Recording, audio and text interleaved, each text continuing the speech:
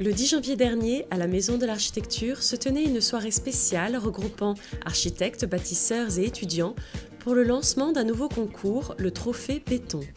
Organisé par les associations Bétocib, Simbéton et la Fondation École française du béton, ce trophée a pour but de révéler les jeunes diplômés des écoles d'architecture. Merci à tous d'être présents.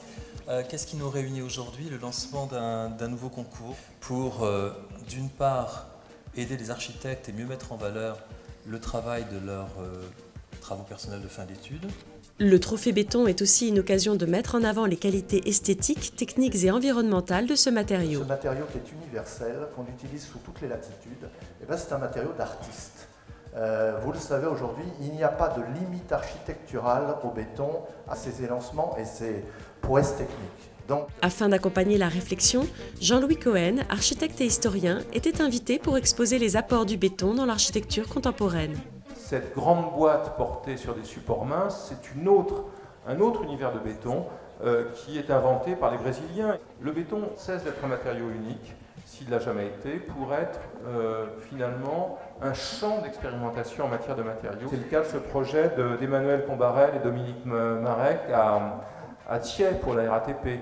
C'est le cas des projets dans lesquels, grâce aussi à de nouvelles méthodes de calcul, les formes orthogonales de l'ossature sont subverties. Ici, le pavillon noir, le centre méridional de danse de Rudy Ricciotti à Aix-en-Provence. Le trophée primera les projets de fin d'études qui mettront en valeur les performances de ce matériau.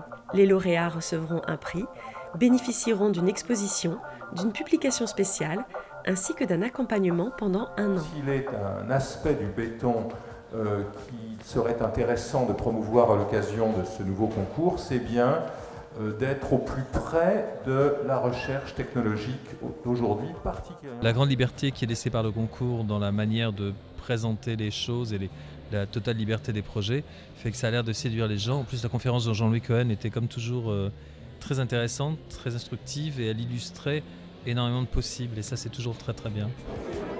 Ça célèbre les bons et grands événements qu'on organise à la Maison de l'Architecture. Puis là, en l'occurrence, la proposition de Jean-Louis Cohen de Bétocib et Simbéton était particulièrement adaptée. C'est une des plus belles conférences qu'on ait eues à la Maison de l'Architecture. Je suis actuellement étudiante, donc c'est vrai que je suis ouverte à apprendre beaucoup de choses sur tout ce qui est matériaux.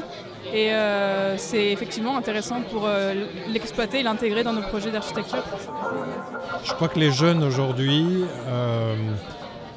ont des préoccupations de développement durable en tout premier lieu. C'est véritablement ce qu'on voit partout dans les écoles d'architecture. Alors à partir de là, tous les matériaux ont leur carte à jouer.